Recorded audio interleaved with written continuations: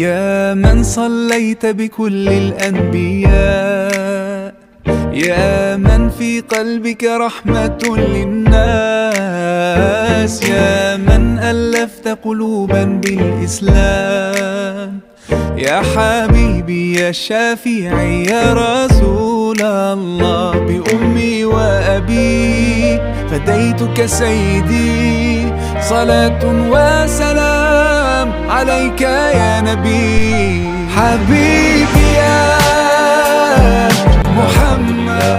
Salatu wassalamu ala rasulillah Sayyidina wa maulana Muhammad ibn Abdillah wa ala alihi wa sahabatihi wa mawalahu wa la khawla wa la quwata illa billah.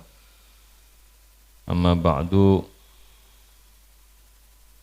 Qala Allah ta'ala fil Qur'anil Karim, Syahrul Ramadan alladzi unzila fihi al-Qur'anu hudan lin-nasi wa bayyinatin minal huda wal furqan.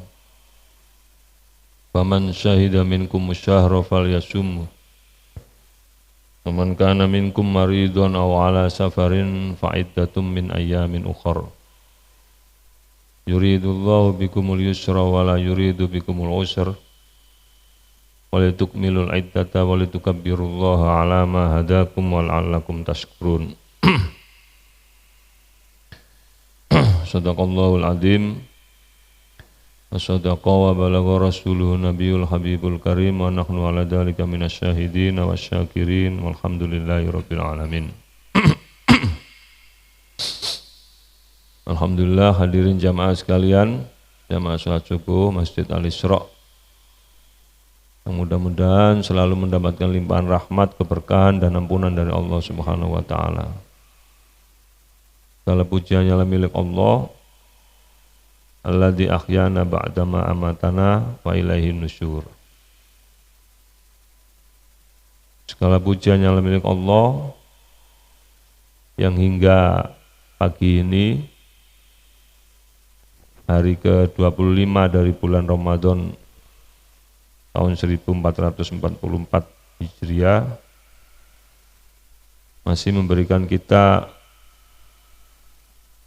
kesempatan, waktu yang luang, umur panjang, dan juga kesehatan, sehingga kita bisa berniat kembali untuk melaksanakan puasa. Rasulullah SAW mengatakan lis-shaimi farhatani, farhatun indal iftar wa farhatun inda liqa'i rabbi. Bagi orang yang puasa itu ada dua kegembiraan. Satu kegembiraan saat berbuka, dan satu kegembiraan ketika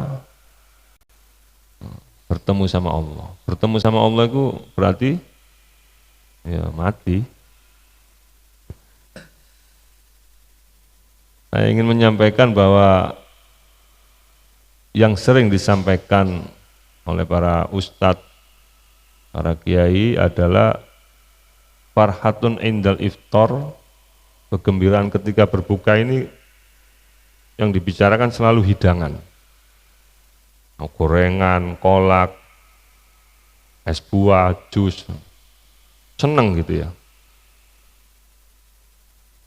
Padahal tidak hanya semata-mata itu benar juga. Tapi yang paling penting adalah farhatun indal iftar, kegembiraan saat berbuka itu saat kita berdoa dikabulkan oleh Allah. Jadi salah satu waktu yang mustajab, doa yang dikabulkan itu waktu ketika kita berbuka. Sehingga ya ketika di bulan Ramadan ini ada satu tradisi ketika berbuka membaca asyhadu alla ilaha illallah astaghfirullah as'aluka ridhoka wal jannata wa na'udzubika min sakhatika wan nar Allahumma innaka afuwun karim tuhibbul afwa. Nah ini dibaca terus. Jangan udah pingin minum aja. Ya. Itu kan kegembiraan yang sebentar. Sehingga banyak dilupakan saat kegembiraan ketika kita dikabulkan doa kita ini. Nah, begitu juga ketika farhatun inda liqa'i rabbi. Kegembiraan ketika bertemu dengan Tuhannya, bertemu dengan Allah. Seakan-akan nunggu nanti ketika di surga, ya kalau masuk surga. Padahal saat itu, tadi yang saya sampaikan, orang yang puasa ini ada kegembiraan, ada kerinduan untuk segera bertemu dengan Tuhannya, yaitu mati. Ada yang pengen mati puasa tahun ini enggak ini? Mumpung masih ada 5 hari lagi nih. Yang jelas senang kita. Ya kan? Makanya Rasulullah SAW itu membiasakan diri untuk puasa. Karena pengen beliau saat meninggal itu karena dalam kondisi puasa. Dan harapan beliau meninggalnya pas barengan dengan hari kelahirannya. Ya, kita ketahui Rasulullah itu lahir hari Senin, meninggal juga hari Senin. Makanya beliau mosoni, nirakati hari kelahirannya. Nah, kalau orang tridaya, mulianya biasa-biasa. Nggak kayak Rasulullah yang mulianya sekali. Kenapa? Karena ditirakati. Wetone, bahasa Jawa itu wetone itu ditirakati. Wong tridaya kok ono sing nirakati. Kadang-kadang malah lupa dulu, tanya ibunya dulu. Ibunya kadang-kadang lupa lahirnya tahun berapa. Saya itu baru tahu, walaupun ibu saya nulis ya. Ibu saya itu selalu menulis hari kelahiran anaknya, dari anak pertama ditulis, tanggalnya, tanggal Masehi, tanggal Hijriah ditulis. Terus tanggal Jawa, bulan Jawa. Jadi ibu saya itu tahu, saya itu lahir hari Selasa Legi, nah, tahu. Tapi saya baru tahu justru bukan dari ibu itu lupa terus. Saya lihat di Google malah. Saya cek, kan bisa dicek itu ya. Tanggal Masehinya ini dicek, cret. Ketemu Hijriahnya, ketemu pasarannya. Nah, ngecek toh, tapi nggak ditirakati, ya wes biasa-biasa saja. Nah, makanya pentingnya kita tirakati hari lahir kita itu, termasuk nirakati hari lahirnya Rasulullah, hari Senin, kita tirakati hari lahir kita ini, supaya kita juga bisa jadi orang mulia seperti Rasulullah SAW. Nah, pada kesempatan pagi ini, nggak usah pakai kitab dulu, kita bahas Ramadan aja. Mudah-mudahan yang saya sampaikan belum disampaikan oleh ustadz-ustadz sebelumnya, karena saya yang terakhir ini. Jadi ayat yang hampir kita hafal tadi, ayat yang saya bacakan tadi. Ada beberapa poin yang perlu kita ketahui. Yang pertama adalah syahrul Ramadan alladzi unzila fihil Qur'an. Bahwa bulan Ramadan itu adalah sayyidus syuhur, yaitu bulan yang terbaik, bulan yang termulia di antara bulan-bulan yang lainnya, bahkan pemimpinnya para bulan. Saya sampaikan bahwa di dalam Al-Quran disebutkan Allah sudah menetapkan ada 4 bulan sejak Allah ciptakan langit dan bumi yang masuk kategori Ashhurul Hurum, bulan-bulan yang mulia, dan itu tidak ada Ramadan. Apa aja? Masih ingat? Dzulqa'dah, urutan ya. Dzulqa'dah, Dzulhijjah, Muharram, terus Rajab.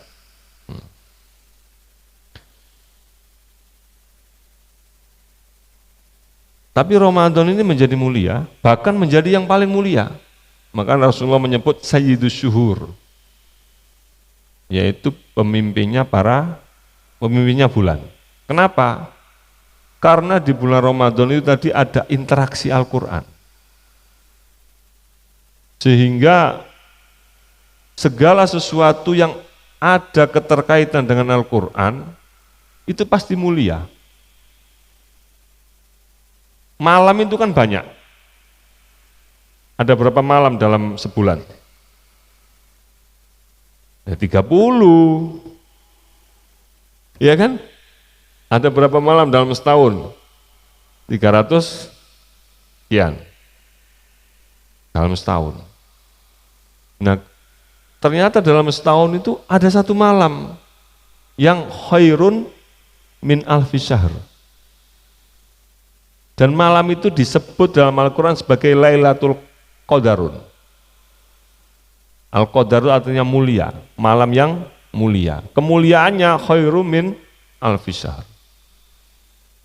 Kenapa kok malam itu disebut Lailatul Qadar? Karena ada keterkaitan dengan Al-Quran. Yang Allah tegaskan, inna anzalnahu di Lailatul Qadar. Bahwa kami telah turunkan Al-Quran pada malam Lailatul Qadar.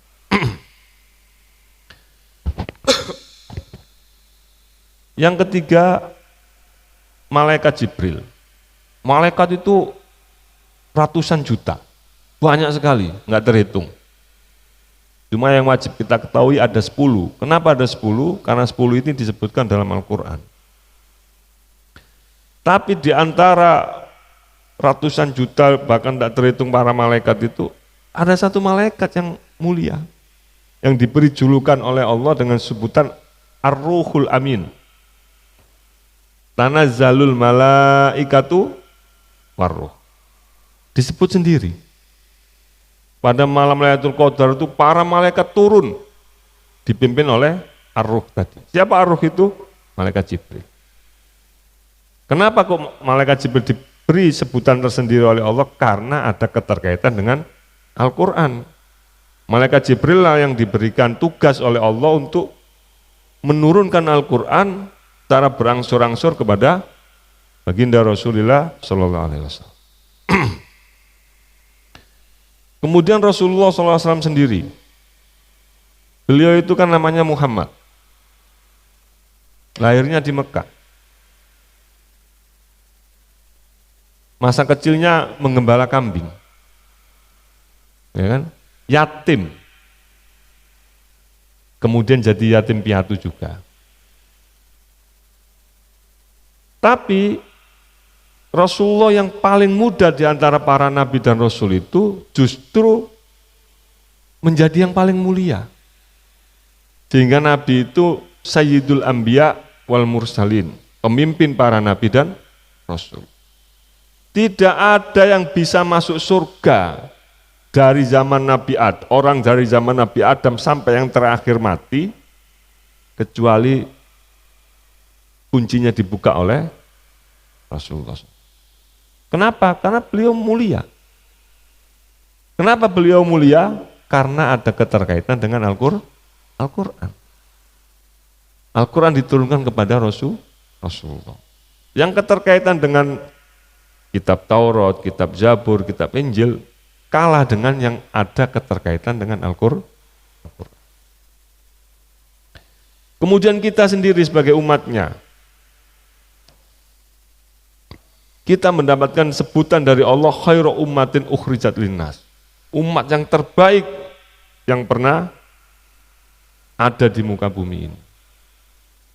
Kenapa kita disebut umat yang terbaik? Karena Quran diturunkan untuk kita. Ini pernah disampaikan oleh Ustadz sebelumnya enggak? Belum. Ya, kalau belum kan enak saya jelasinnya. Kalau sudah itu kayaknya inilah, wah udah pernah ini gitu. Padahal saya ini ngarang-ngarang aja ini. Ya nemu di TikTok, di Reel gitu aja ini. Tapi menarik. Ya kan? Ini fungsinya medsos itu ini. Ya kan? Medsos itu kan ada fungsi, ada juga madorot. Ada maslahat, ada madorot. Madorotnya banyak, maslahatnya juga banyak. Ya mudah-mudahan belum ada yang pernah lihat itu TikTok yang menjelaskan tentang ini. Tapi yang jelas segala sesuatu yang berkaitan dengan Al-Quran, interaksi dengan Al-Quran itu menjadi mulia. Kemuliaannya melebihi yang tidak interaksi dengan Al-Quran. Sehingga kita pun sebagai umatnya mendapatkan julukan khairu ummatin ukhrijat linnas. Dan lebih spesifik lagi adalah Rasulullah SAW katakan khairukum man ta'allamal Qur'an wa 'allamahu. Di antara umat yang mulia kita ini ada yang lebih baik. Yang lebih baik itu adalah orang yang mau belajar Al-Quran dan mengajarkannya. Orang yang belajar Al-Quran itu dan mengajarkannya itu tidak harus jadi santri atau tidak harus jadi ustadz atau kiai, tidak. Tapi kita mendengarkan ngaji kayak gini, ya kan? Ini kan namanya ta'allama ya. Ta'allama itu belajar. Nanti sampai sampaikan ke istri, ke anak, ke keluarga, itu sudah jadi mu'allim. Nah, karena faktor itulah kemudian Imam Ghazali mengatakan bahwasanya pada akhir zaman itu semua orang celaka kecuali mu'allim wa muta'allim. Orang yang masih mau belajar dan mengajarkan. Ya. Jadi enggak harus jadi ustadz, enggak harus jadi enggak. Ketika kita dengar kayak gini nanti diceritakan ke anak kita, ke istri kita, ke keluarga kita, itu sudah mu'alim, muta'alim. Nah, oleh karena itu khusus di bulan Ramadan ini para sahabat-sahabat, para ulama itu intensitas interaksinya mereka kepada Al-Quran ditingkatkan sekali. Saya sampaikan Sayyidina Utsman bin Affan radhiyallahu anhu itu ketika bulan puasa ini sholat witir 1 rakaat itu khatam Al-Quran. Ada Tridaya. Sholat 20 rakaat ya kan, baca apa? Tapi saya bilang jangan khawatir, Pak. Kita ini alhamdulillah sholat 20 rakaat. Di sini berapa rakaat? 11 ya. 11 rakaat, bacanya surat-surat pendek yang ujung-ujung aja sudah khataman itu. Ya kan? Mulai dari Al-Hakumut sampai An-Nas. Nah kan khataman udah. Ya, tabarukan aja sama Sayyidina Utsman udah. Ya. Karena kita ngikuti para sahabat itu enggak sanggup kita, Pak. Imam Syafi'i, Imam Abu Hanifah, kalau sudah bulan Ramadan, beliau berhenti ngaji. Tawakuf. Khusus interaksi dengan Al-Quran, sehingga beliau sebulan itu khatam 60 kali. Sehari itu 2 kali. Jadi sahur mulai baca Al-Quran, buka, khataman plus mulai baca Al-Quran lagi. Sahur, khataman plus mulai baca Quran lagi, terus. Nggak ada yang sanggup kan? Nggak ada. Nah, coba nanti kita nyuntuh siapa kita ini, kok nggak ada yang khatam Quran ini, ya kan? Imam Malik, Imam Ahmad, para ulama yang lainnya lebih cenderung sebulan Ramadan itu khatam 30 kali, sehari khatam sekali. Khatamannya pas tarawih. Nah, makanya ditabarukan sama kita, ya, para ulama-ulama Nusantara itu kan pinter-pinter ya. Ngikutin sahabat nggak sanggup, ngikutin ulama nggak sanggup. Ya tabarukan aja lah. Ulama itu khatamannya itu ketika tarawih, khataman setiap tarawih khataman. Nah, kita khataman juga lah.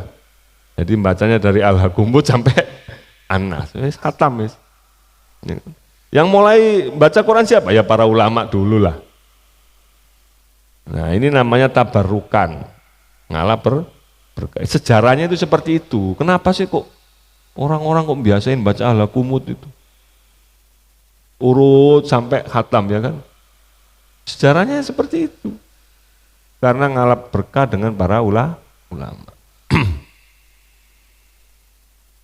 Di Jawa ada enggak Pak yang kayak gitu? Ada. Saya pernah ceritakan yang namanya Mbak Kiai Arwani Kudus. itu ada ada temennya bertamu, bunyainya bikinin teh, tamunya suruh nyimak khatam Al-Quran. Jadi nungguin bikin teh, khataman Quran. Bacanya kayak apa? Wah itu bohong kali gitu. Ada yang bilang gitu, wah itu nggak mungkin bacanya kayak itu. Loh, sampai itu kita orang awam dibandingin dengan orang khos itu ya jangan ojo dibanding-banding ke. Gak nyampe. Saya dulu waktu jadi santri, ya, satu juz Al-Quran itu paling lama 15 menit. 10 menit rata-rata. Itu satu juz. Kali 30 berarti berapa? 300 menit. 300 menit itu berapa jam? Hah? 5 jam khatam. Tuh. Kalau terus ya kan. Saya pernah mencoba sholat tarawih sendiri di rumah, 1 rakaat 4 juz kuat. Nggak ada yang kuat kan? Kelenger udah.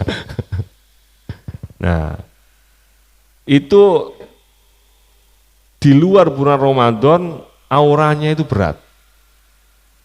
Tapi alhamdulillah di dalam bulan Ramadan kita selalu setiap momen selalu mengusahakan bagaimana interaksi kita dengan Al-Quran itu lebih intens dibandingkan dengan di luar Ramadan. Nah orang-orang tridanya ini yang dicontoh itu siapa? Sahabat nggak ada yang dicontoh, nggak sanggup. Ulama nggak ada yang sanggup. Kiai-kiai khos nggak ada yang sanggup. Nyontoh siapa kira-kira? Nyontoh Rasulullah. Ternyata Rasulullah itu sebulan khatam sekali. Itu pun nggak jangkep. Iya kan? Jadi diceritakan oleh sahabat, kana Rasulullah SAW ajwadun nas bil khair. Wa kana ajwadu ma hina yalqau Jibril min kulli lailatin fi Ramadan fa yudarisul Quran. Jadi Rasulullah itu nampak sekali menjadi orang yang ringan dalam berbuat baik ketika di bulan Ramadan. Yaitu saat setiap malam malaikat Jibril menyimak bacaan Al-Qur'annya, tadarus Al-Qur'an. Ya, tadarus Al-Qur'an. Nah itu kan nggak mungkin khatam, iya kan? Kenapa? Karena ya paling bulan ke-9 Rasulullah bulan Ramadan ke-9 yang ditemui Rasulullah SAW, paling Al-Quran itu baru 90%. Berarti kan nggak khatam, ya kan? Karena setelah Ramadan, habis Ramadan Syawal, habis Syawal apa? Dzulqa'dah ya, terus Dzulhijjah. Dzulhijjah Nabi baru menerima wahyu ayat terakhir, al-yauma akmaltu lakum dinakum. Artinya kelengkapan Al-Quran masih dalam proses. Ya, alhamdulillah kita masih ada yang dicontoh ya. Gitu. Nah intinya adalah bahwa satu kita ketahui Ramadan menjadi bulan yang mulia karena syahrul Ramadan alladzi unzila fihil Quran. Satu. Yang kedua, faman syahida minkumus syahra falyasum. Dulu udah pernah saya sampaikan bahwasanya ayat yang memerintahkan kita puasa di bulan Ramadan itu adalah ayat ini. Faman syahida minkumus syahra falyasum. Ayat ya ayyuhalladzina amanu kutiba alaikumussyam sampai akhir itu tidak ayat yang spesifik memerintahkan puasa Ramadan. Tapi Allah menganjurkan kepada kita untuk puasa. Ada ibadah puasa yang harus dilakukan oleh umat Nabi Muhammad SAW, sebagaimana puasa itu juga dilakukan oleh umat-umat terdahulu. La'allakum tattaqun, agar kalian bisa menjadi orang yang bertakwa. Umat-umat terdahulu yang menjadi umatnya para nabi dan rasul, ini puasanya juga berbeda-beda. Saya pernah ceritakan juga, nggak tahu masih ingat nggak? Nabi Adam itu puasanya kapan?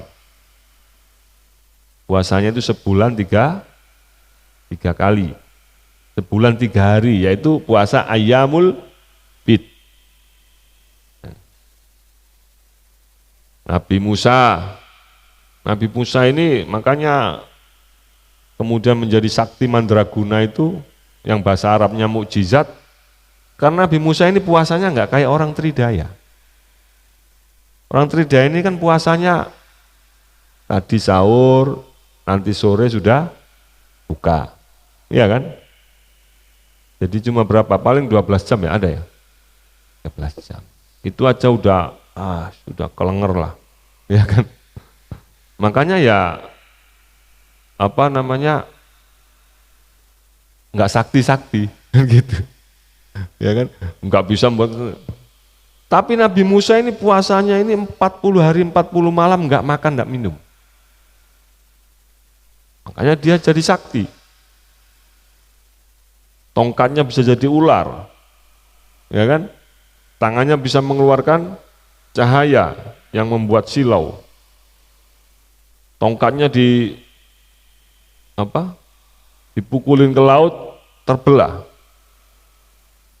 Nah coba tongkatnya orang Tridaya, pukulin berkali-kali ya. Nabi Isa juga gitu. Nabi Isa itu jadi sakti mandraguna karena ngikutin puasa yang 40 hari 40 malam. Lupa itu kan nggak diajarkan sama Rasulullah. Rasulullah nggak mau mengajarkan. Karena Rasulullah itu sayang sama umatnya, takut memberatkan. Pada Rasulullah itu sering puasa 40 hari 40 malam, nggak makan, nggak minum. Namanya puasa wisol. Puasa wisol itu puasa yang nyambung. Jadi sahur, nggak buka langsung nyambung lagi, puasa lagi terus. Nabi sering kayak gitu. Ya, sehingga punya kelebihan. Nah, orang-orang tua kita dulu ternyata banyak juga yang mengikuti itu, sehingga punya kesaktian. Saya punya guru itu, dulu zaman PKI mau datang, mau nyerang nggak jadi, hanya karena beliau naik panggung, ngambil besinya ditekuk di depan umum. Ya, ini nahi mungkar namanya, ya kan? Jadi orang mau nyerang nggak jadi hanya karena ngelihat, waduh, besi aja ditekuk kayak gitu. Ternyata puasanya apa? Puasanya itu makan kunyit doang. Makan apa? Kunir itu ya. Sampai badannya. Ada yang puasanya puasa mutih. Mutih itu puasa yang nggak makan selain nasi. Saya punya guru namanya dulu Pak Haji Ali, itu guru akidah saya. Ketika istrinya hamil, positif hamil, beliau nadar, saya akan puasa mutih. Dan mutih itu kalau sahur cuma makan tiga suapan nasi, kalau buka cuma minum air putih. Tapi beliau minta kepada Allah, anak yang lahir ini kalau nggak hafal Quran, punya suami atau istri yang hafal Quran. Sampai istrinya melahir. Orang Tridaya nggak ada yang kuat itu, yang gitu aja. Tapi ya alhamdulillah, lahir perempuan, hafal Quran, punya suami guru saya juga, Mbak Asnawi itu. Mbak Asnawi itu muridnya Mbak Kiai Erwani. Ya, guru saya Mbak Kiai Erwani itu muridnya Mbak Kiai Munawir Kerapyak. Mbak Kiai Munawir Kerapyak itu mendapatkan ijazah Qiraah Sab'ah dari Syekh Yusuf Hajar dari Mekah, karena beliau mondok di Mekah 16 tahun. Beliau itu mondok di Mekah 16 tahun, enggak pakai sangu. Pokoknya bondo nekat. Ya kan? Bondo nekat berangkat ke Mekah, ditinggal sama orang tuanya udah. Nah, ternyata setiap bulan itu dapat kiriman dia. Setiap ada orang umroh dapat kiriman, ya kalau sekarang duit lah ya. Siapa yang ngirimin itu? Ternyata yang ngirimin itu ada namanya Kiai Muhammad Said, pendiri pesantren Gedongan Cirebon. Ya. Buyutnya Kiai Said Agil Sirot. Itu nyangonin terus. Setiap ada orang umroh nitip kanggo Munawir. Nitip kanggo Munawir. Sehingga ketika beliau pulang, beliau langsung pertama kali sowan ke Kiai Muhammad Said Gedongan, Cirebon, terus dibawain santri satu, bikinlah pesantren Kerapyak. Tirakatnya orang-orang dulu itu seperti itu. Sehingga ya maksimal. Maka yang membawa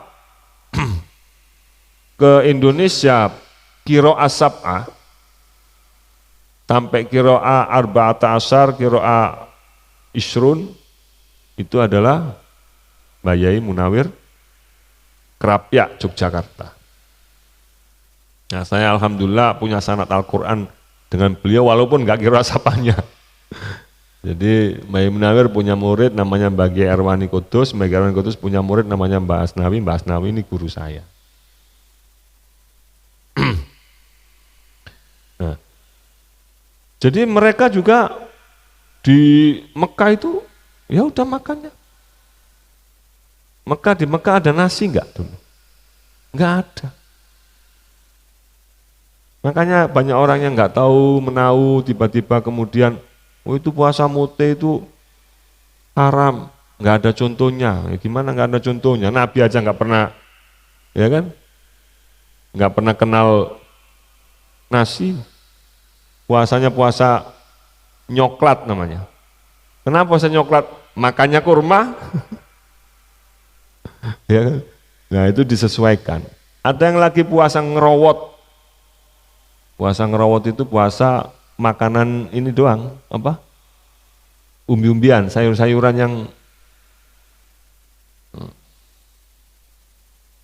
akhirnya mereka diberikan, kalau menurut istilah Nabi mukjizat, kalau istilah orang biasa namanya karomah sama Allah.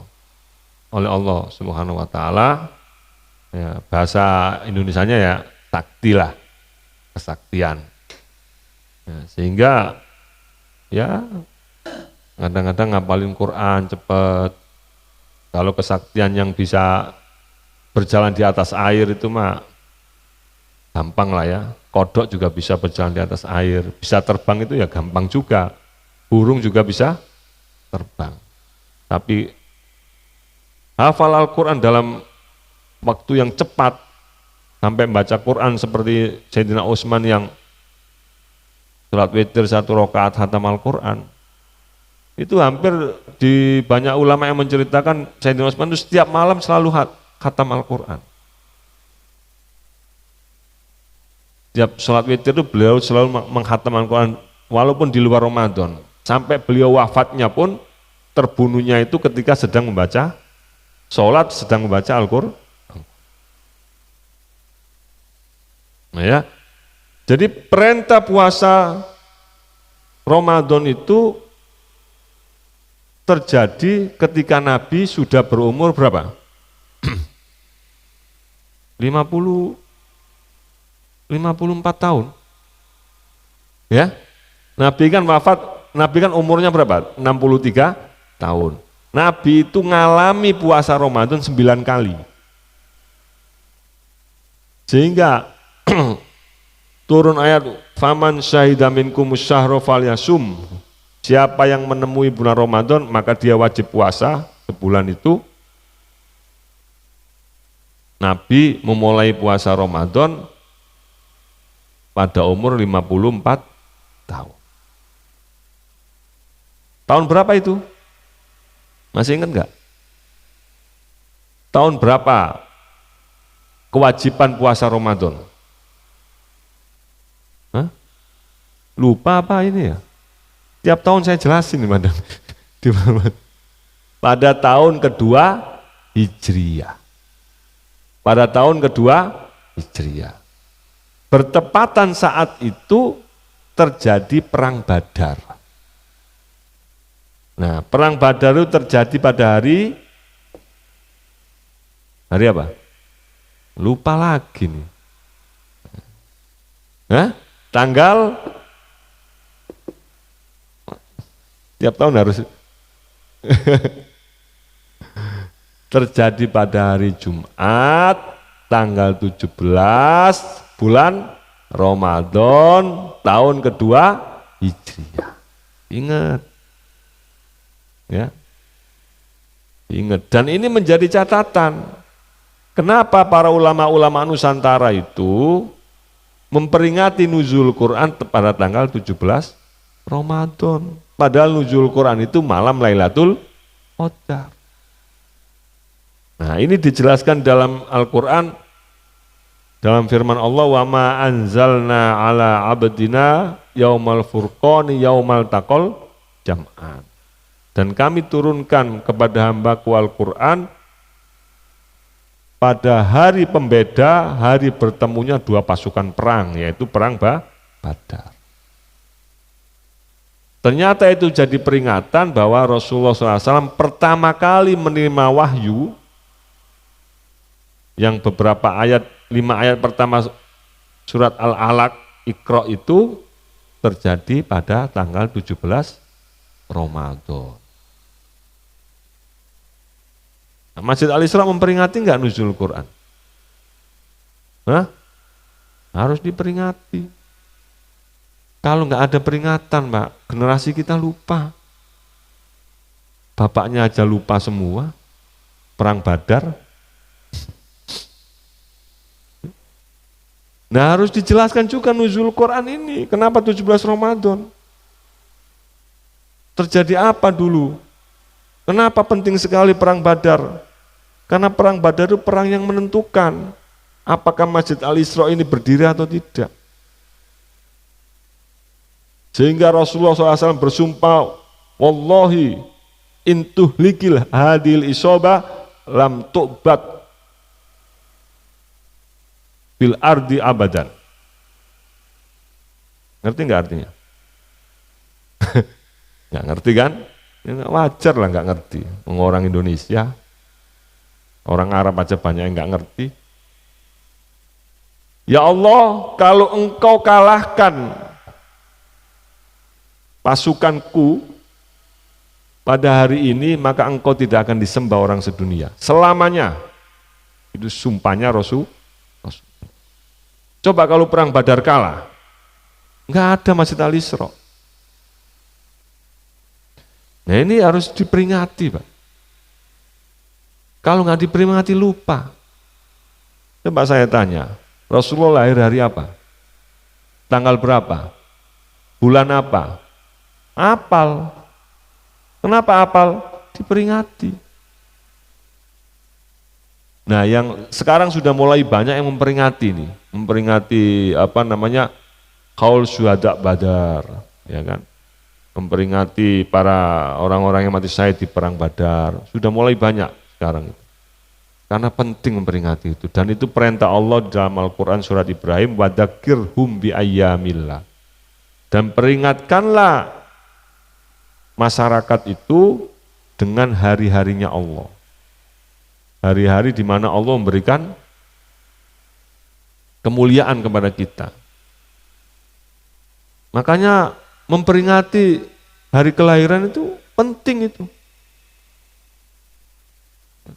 Caranya berbeda-beda, silakan. Ada yang ulang tahun, bagi rizki, bagi hadiah, santunan anak yatim. Sehingga duit-duit ya poso aja. Ya kan? Yang nggak punya uang, jangan ulang tahun, nggak punya uang utang-utang, nggak, puasa aja udah. Ya kan? Memperingati hari lahiran. Caranya berbeda-beda. Ya. Jadi intinya puasa ini Ramadan ini wajib. Sebelumnya nggak wajib. Tapi Rasulullah dan para pengikutnya sudah membiasakan puasa. Puasa Senin, puasa Kemis, puasa 3 hari dalam sebulan, puasa Arafah, puasa Asyura, puasa Daud. Nabi Daud malah hebat itu, puasanya terus. Sehari puasa, sehari enggak, sehari puasa, sehari enggak.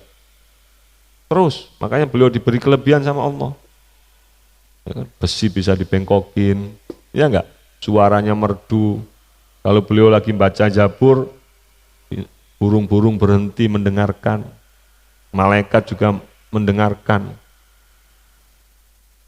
Nah, kalau orang tridaya yang baca Quran, ya wis, 12 kabeh. Karena puasanya biasa, ya kan? Puasanya biasa. Sekali-kali itu puasa yang berbeda.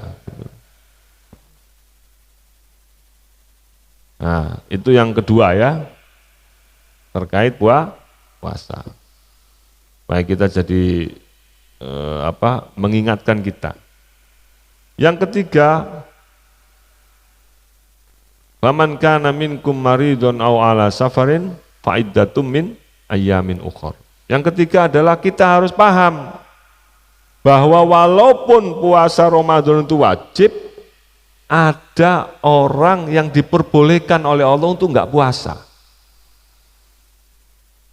Ada orang yang diperbolehkan oleh Allah untuk tidak puasa. Siapa itu? 2 kategori, orang yang sakit dan orang yang bepergian. Yang kemudian dikompilasi oleh para ulama, kuncinya di situ adalah ada masyaqqat, ada berat, ada keberatan. Dan menjadi pelajaran pada saat perang Badar, ya, perangnya di padang mahsyar, panasnya terik karena bulan Ramadan.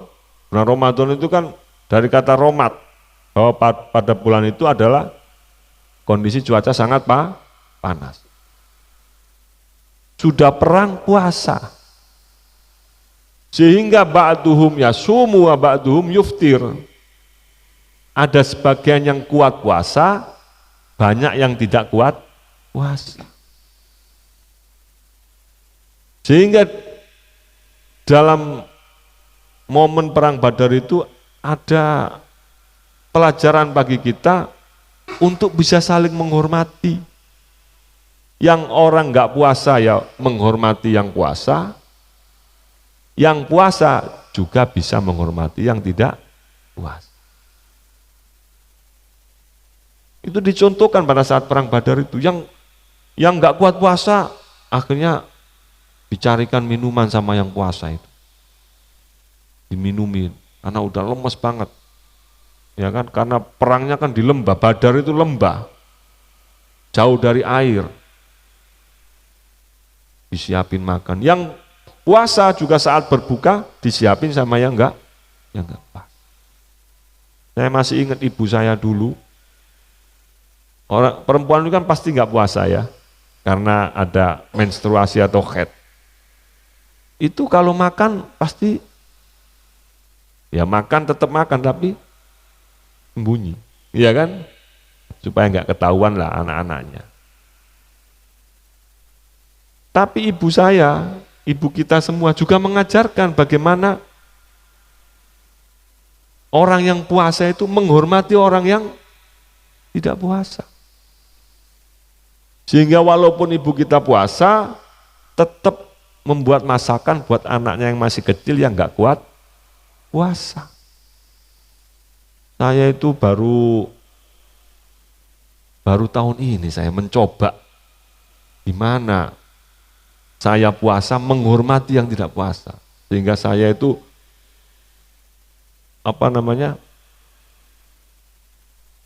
hampir setiap hari itu bikinin mie anak saya dan nyuapin anak saya yang kecil itu.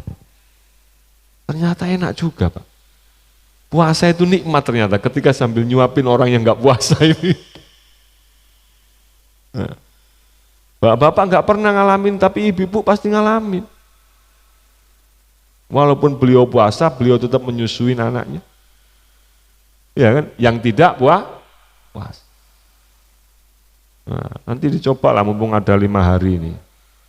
Nah, nyuapin istrinya yang lagi haid. Sini tak bikinin telur. Tak masakin, tak suapin mah. Nah, pengen, tapi kan kita ini penting. Ini makanya puasa itu disebut as-saum dalam bahasa Arab yang artinya al-imsak, menahan. Makanan ada di depan kita, tapi kita bisa menahan. Enggak begitu pun setiap hari di rumah kita banyak makanan di kulkas, tapi kita bisa menahan diri. Kenapa di luar puasa kok kita nggak bisa menahan? Padahal ini pembelajaran di dalam puasa agar kita mampu bisa menahan dari segala hal. Tidak berlebihan dalam segala urusan. Akhirnya saya kesenangan itu, sini saya suapin. Sambil ngelihat makan siang-siang gitu, Pak. Makan minum es buah, saya suapin. Waduh. Kira-kira tambah pahala enggak itu? Ya dibandingkan dengan yang tidur ya nambah pahala lah. Ujiannya ada di depan mata. Nah ini perlu diingat ya, bahwa ada orang yang diperbolehkan tidak puasa, tapi fa'iddatum min ayyamin ukhor, tapi boleh mengganti di waktu yang lain. Mayoritas ulama menyampaikan bahwa mengganti puasa wajib dengan puasa. Mayoritas ulama. Ada yang wajib puasa plus membayar fidyah.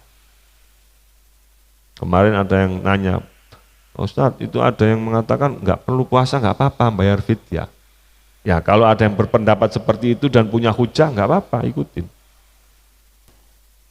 Ya kan? Karena kalau ulama yang berfatwa kemudian mempunyai hujah, itu walaupun salah tetap dapat pahala. Ya. Tapi yang mengikuti ini yang belum tentu dapat pahala. Kenapa kok wajib puasa? Karena ayat itu tadi, faman kana minkum maridun au ala safarin fa'iddatum min ayyamin ukhor. Maka wajib mengganti dengan waktu yang lain. Sehingga yuridullahu bikumul yusra wala yuridu bikumul usr.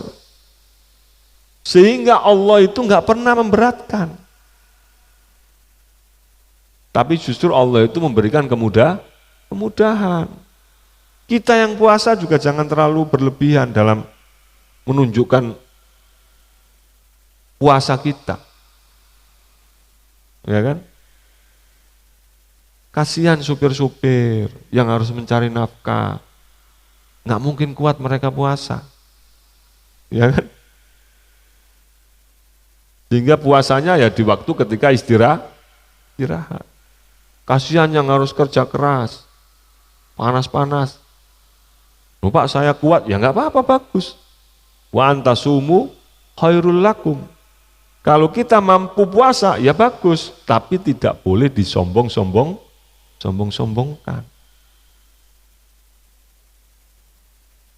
Makanya ciri-ciri orang yang bertakwa itu salah satunya bukan orang yang tidak pernah berbuat dosa.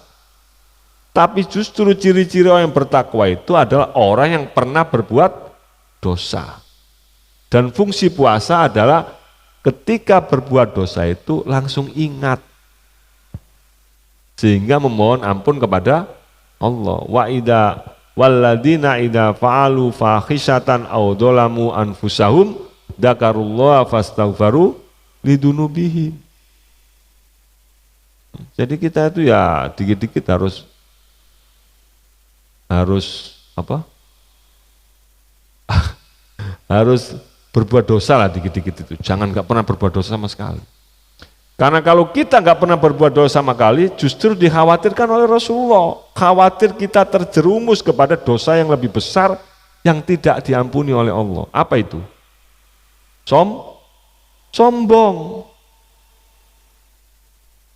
Kalau musyrik itu sebenarnya masih diampuni selama belum mati tobat. Tapi kalau sombong, Pak, itu yang membuat iblis tidak diampuni oleh Allah. Saya nggak pernah dosa. Ya dikit-dikit dosa lah, nggak apa-apa gitu. Tapi jangan kebablas puasa. Nah ini fungsinya puasa. Kalau puasa ini kita dosa selalu ingat langsung. Astagfirullah, puasa ya.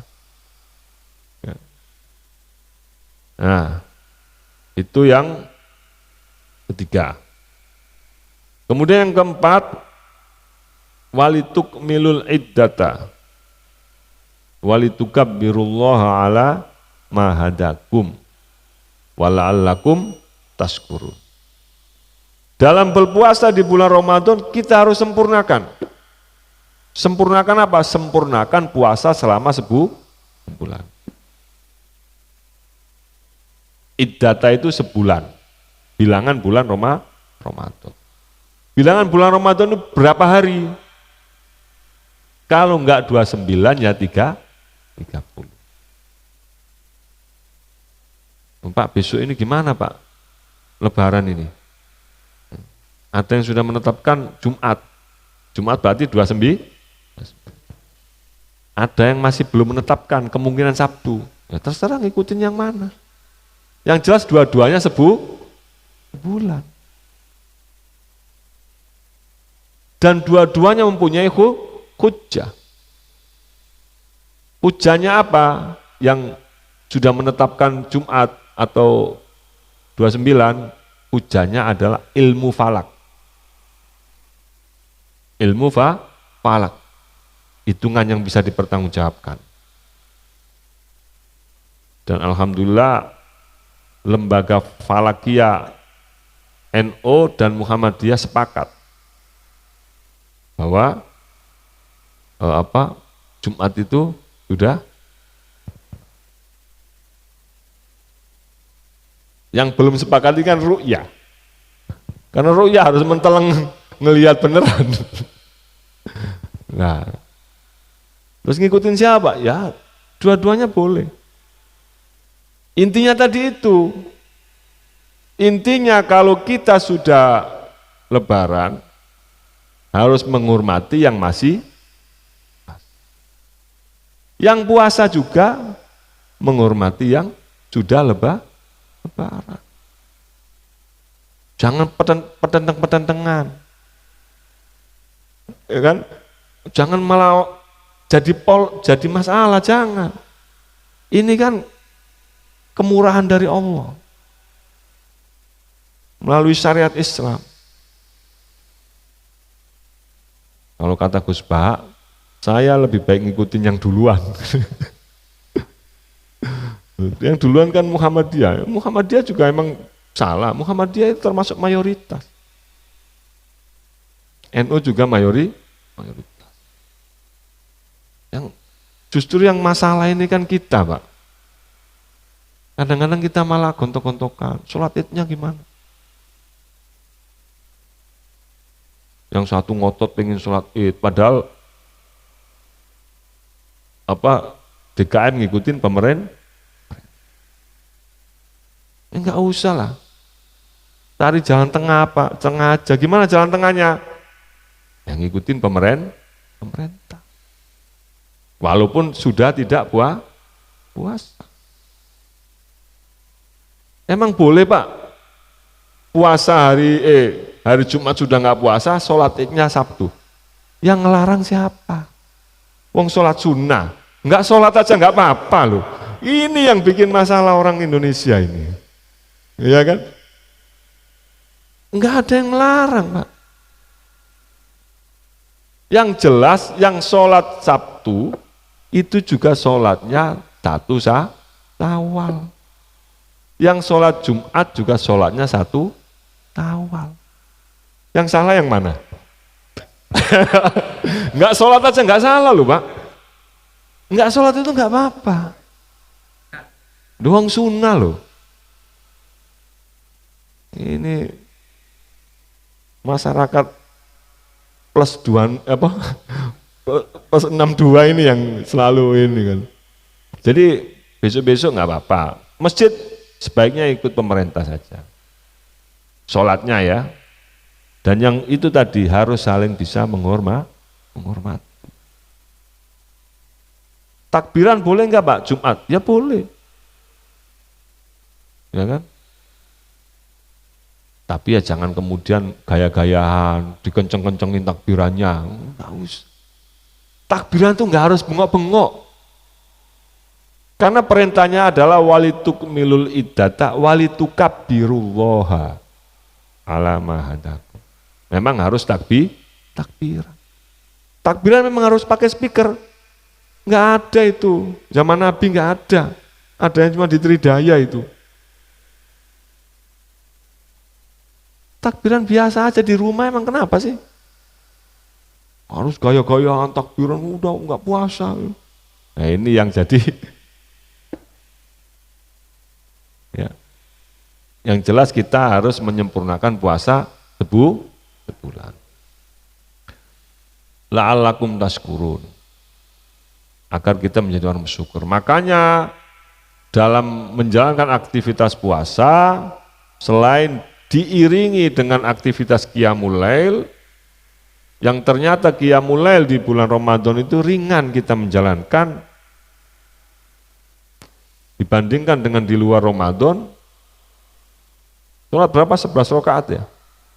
Coba adain di luar Ramadan. Bulan Syawal DKM ngadain sebulan lagi terawih gitu. Dilarang nggak? Enggak. Nggak ada yang melarang. Ya kan? Sholat sunnah kok. Sholat jamaah sampai witir nggak apa. Nggak apa-apa sholat di bulan Syawal. Tapi ada yang ikut nggak? Apa nggak ketua DKM-nya sendirian? Nah, kemudian diakhiri dengan bayar zakat fitrah.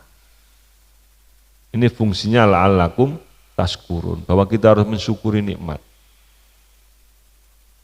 Dan faradha Rasulullah SAW zakat al-fitri tuhrotal lis-shaimi minal lahwi warrafas wa tu'matan lil masakin. Fungsi utama daripada zakat fitrah adalah satu, untuk mensucikan orang-orang yang berpuasa dari hal-hal yang tidak ada guna dan kata-kata kotor. Kita ini kan kalau puasa kan kadang-kadang di puasa disuruh menahan, malah gampang emosi. Orang kalau perut lapar kan gampang emosi. Padahal mestinya puasa itu adalah dalam rangka menahan emosi. Al-kadhiminal ghaidha, bisa menahan amarah. Tapi kadang-kadang kita puasa. Padahal Rasulullah SAW sampaikan bahwa asyamu junnatun. Puasa ini sebagai benteng untuk bisa menahan amarah. Sehingga wa in syatamahu ahadun aw qatalahu fakul inni shaimun.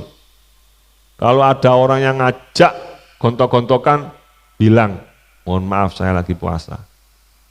Nah itu mengingatkan, ya kan? Terus kadung gontok-gontokan, tapi akan ingat, oh ya saya puasa lah.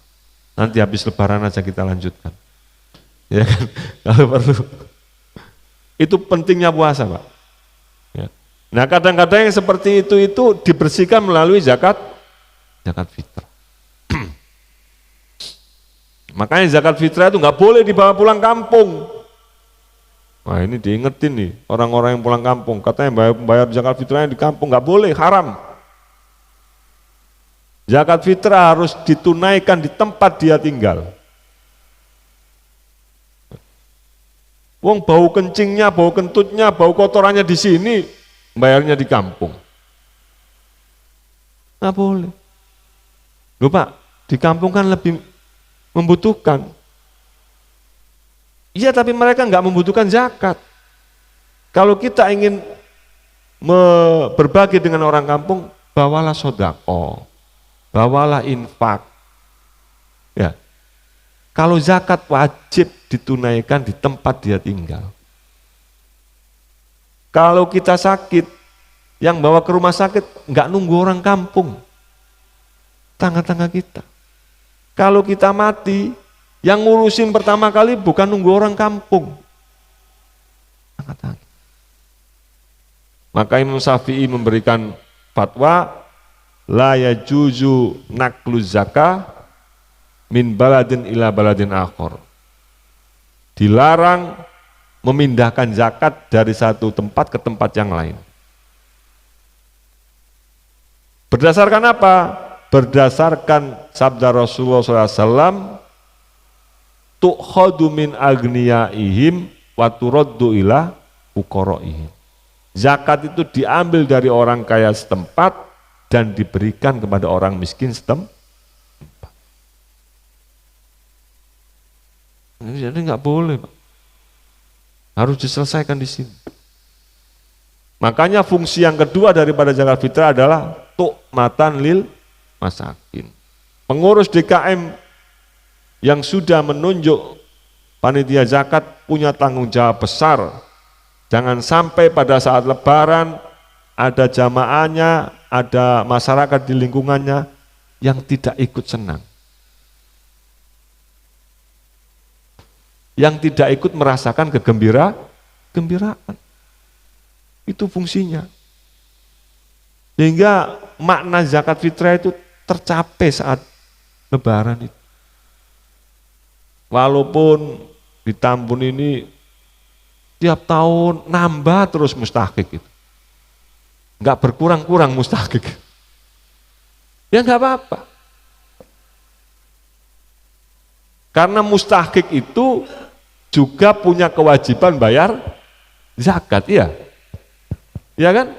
Karena bayar zakat ini wajib bagi semua orang. Dari bayi yang baru lahir sampai orang yang belum mau meninggal. Selama belum mati wajib mengeluarkan zakat. Pak, di Tridaya ini kalau beras mah nggak terlalu butuh, Pak. Kalau cuma makan aja semua orang bisa makan. Ya itu kan disesuaikan dengan kondisi masyarakat. Sehingga Imam Syafi'i itu mempunyai kaidah fikih al-adatu muhakkamah. Tradisi masyarakat setempat ini bisa dijadikan sandaran hukum. Loh, katanya zakat itu nggak boleh kalau nggak pakai beras. Kata siapa? Hah? Nabi Muhammad nggak pernah mengeluarkan beras zakat fitrah. Hah? Ya nggak ada beras. Ya kan? Masyarakat yang lain enggak. Masyarakat Tridaya ini kalau beras mah nggak terlalu butuh, ya enggak? Butuh itu buat beli apa? Baju barunya anak-anak, iya. Buat beli apa? Kue lebaran. Difungsikan untuk itu enggak masalah. Selama itu menjadi keputusan bersama. Nah, mudah-mudahan puasa tahun ini menjadi kesempurnaan bagi kita sebagai umat Nabi Muhammad SAW dan menjadikan kita lebih menjadi bagian daripada orang-orang yang bertakwa. Baik, demikian. Ada yang perlu ditanyakan? Ya, silakan. Assalamualaikum warahmatullahi wabarakatuh.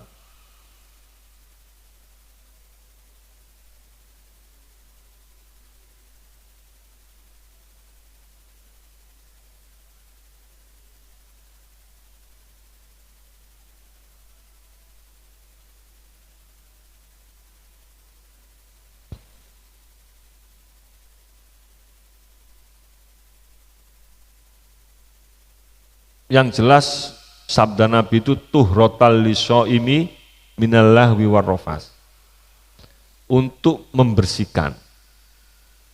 Bisa jadi tidak mengembalikan pahala yang berkurang, tapi justru menyempurnakan puasanya. Karena sudah dibersihkan kesalahan tadi.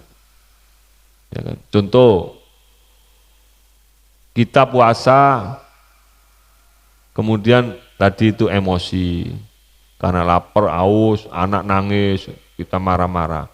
Itu kan tidak membatalkan puasa kan? Tapi mengurangi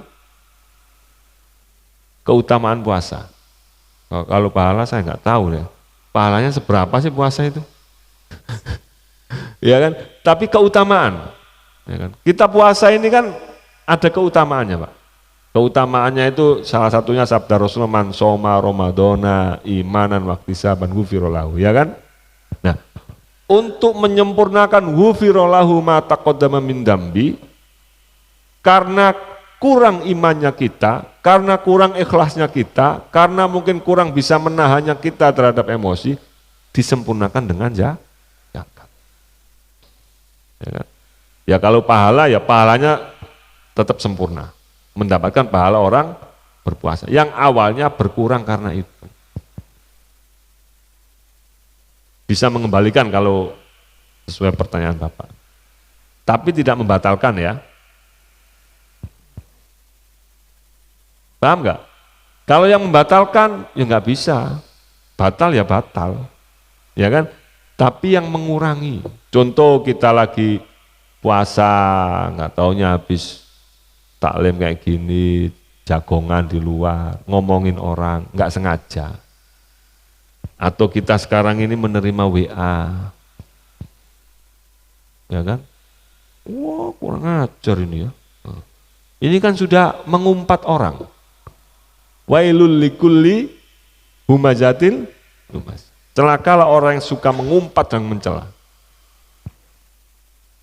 Kurang ajar ini Pak RW ini. Itu aja udah salah, walaupun benar dia itu melakukan itu, tapi itu masuk kategori Ini tidak membatalkan puasa, tapi mengurangi keutamaan puasa. Mending mengumpat orang yang dikenal masih tahu. Enggak kenal loh, ikut-ikut ngumpat. Ya kan? Sekarang ini kita kalau bisa membebaskan kita daripada emosi terhadap hal-hal yang kita tidak ada urusan, ya kan? Itu diantara fadilah daripada puasa. Kita nggak perlu terbawa hal-hal seperti itu. Walaupun sesaat kita muncul, sesaat itu kita muncul. Contoh, di bulan puasa ini kita mendapatkan berita, salah seorang biksu Hindu dari India siap mengajak perang orang Islam, merebut Ka'bah, ya enggak? Dengar gak itu? Sesaat kita emosi, tapi apa urusannya dengan kita? Ya kan? Kalau kita terbawa emosi, kita akan muncul permusuhan di lingkungan kita dengan saudara-saudara kita sebangsa setanah air yang berbeda agama. Nggak ada. Kalau perang sini aja ini, ya kan? Orang Indonesia udah biasa perang, udah pernah mengalami hal-hal yang seperti itu. Karena kita dijajah Belanda aja berapa tahun? 300 tahun. Jepang datang, Portugis datang ke sini, kita sikat semua, ya kan? Bahkan saudara sebangsa setanah air pun kalau memang niat merusak tatanan kita, kita sikat, ya enggak? PKI itu kan orang, ya enggak? PKI itu kan sebangsa setanah air ya. Tapi kalau berani bugot, kalau dalam bahasa Arab ya, bugot itu ya, apa itu bugot itu? Makar terhadap tatanan masyarakat yang sudah sah seperti ini, ya kita sikat. Tapi kita harus tenang. Inilah fungsinya puasa. Sehingga kita kalau mengumpat-ngumpat nggak ada gunanya. Nah, nggak ada gunanya inilah yang disebut dengan lahwun. Ngumpat kata-kata kotor, jancuk. Ini namanya rofas.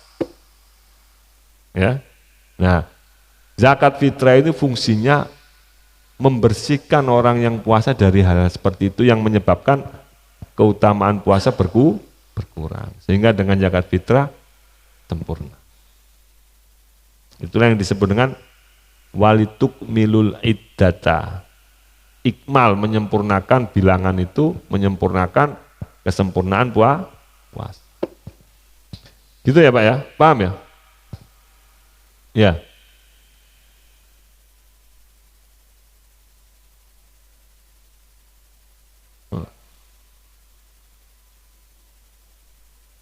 Sebenarnya puasa itu kan wajib buat semua. Ya. Puasa itu sebenarnya wajib buat, cuma puasanya ini kan kita berbeda, ada tingkatan-tingkatan. Saya dulu masih kecil itu, ya kan? Anak kita juga yang masih kecil, puasa enggak? Puasa mereka. Cuma puasanya sampai jam 8.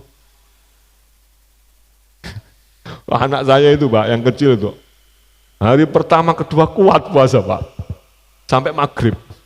Karena sekolah masih libur, tidur di kamar terus.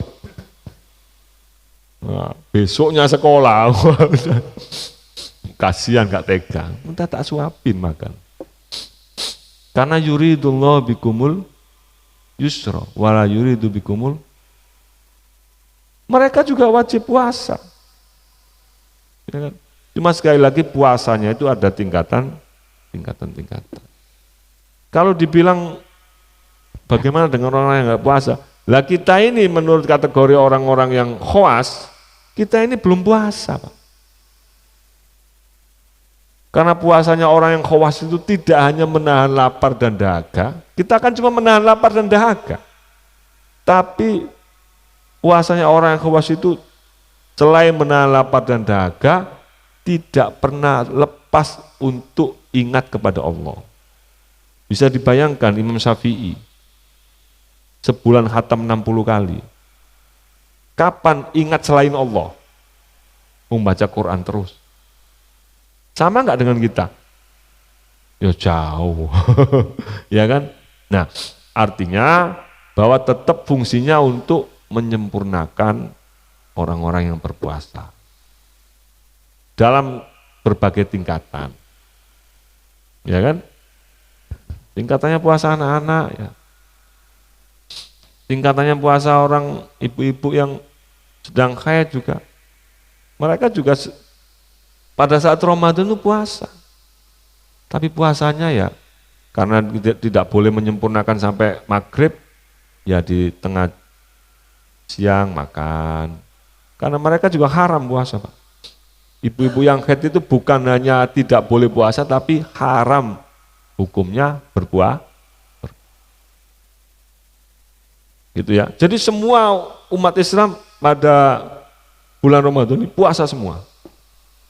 Tidak ada yang puasa. Nah, yang daplek-daplek yang nggak puasa itu juga puasa sebenarnya. Mereka ya nggak tahu kalau sekarang ini kan iblis saja pengen pensiun karena sudah manusia sudah lebih dari iblis semua. Ya. Dulu itu zaman saya, ya zaman kita masih remaja dulu ya, walaupun nggak puasa itu nggak petentang-petenteng gitu. Sekarang ini saya lihat pagi-pagi udah nongkrong. Ya kan, dulu itu masih inilah, masih walaupun nggak puasa masih ya masih sungkan lah ya. Sungkan itu bahasa Indonesianya apa itu? Hah? Ya masih malu lah, masih karena ini bulan puasa. Tapi sekarang saya lihat, ya mudah-mudahan mereka diberikan petunjuk ya oleh Allah Subhanahu Wa Taala sehingga sebelum ajal menyadari lah itu. Yang nggak kuat puasa, Allah berikan kemudahan. Yang nggak kuat puasa, Allah perbolehkan tidak puasa. Ya. Jadi itu tadi kenapa yang disebut sakit sama bepergian, karena mereka nggak kuat biasanya. Makanya para ulama menyimpulkan kuncinya dari dua itu adalah masakot. Masakot itu berat kalau berpuasa. Jangankan kita di rumah aja aus Pak, lapar. Di rumah aja aus, apalagi yang panas-panas. Nah itu Allah perbolehkan tidak puasa, tapi bayar zakat tetap wajib. Kenapa? Hakikatnya masih dianggap puasa oleh Allah. Selama tidak menentang lah ya. Itu ya. Ada lagi? Cukup ya? Mudah-mudahan, sekali lagi mudah-mudahan puasa tahun ini puasa yang bisa menyempurnakan jati diri kita sebagai umat Nabi Muhammad SAW dan menjadikan kita menjadi orang-orang yang bertakwa. Al-Fatihah. Alhamdulillahirabbil alamin arrahmanir rahim maliki yaumiddin iyyaka na'budu wa iyyaka nasta'in ihdinas siratal mustaqim siratal ladzina an'amta 'alaihim ghairil maghdubi. Akhirul kalam subhanakallahumma bihamdika asyhadu an la ilaha illa anta astaghfiruka wa atubu ilaik. Wallahul muwaffiq ila aqwamit thoriq. Wassalamualaikum warahmatullahi wabarakatuh. حبيبي يا محمد أتيت بالسلام والهدى محمد حبيبي يا محمد يا رحمة للعالمين يا محمد يا من حليت حياتنا بالإيمان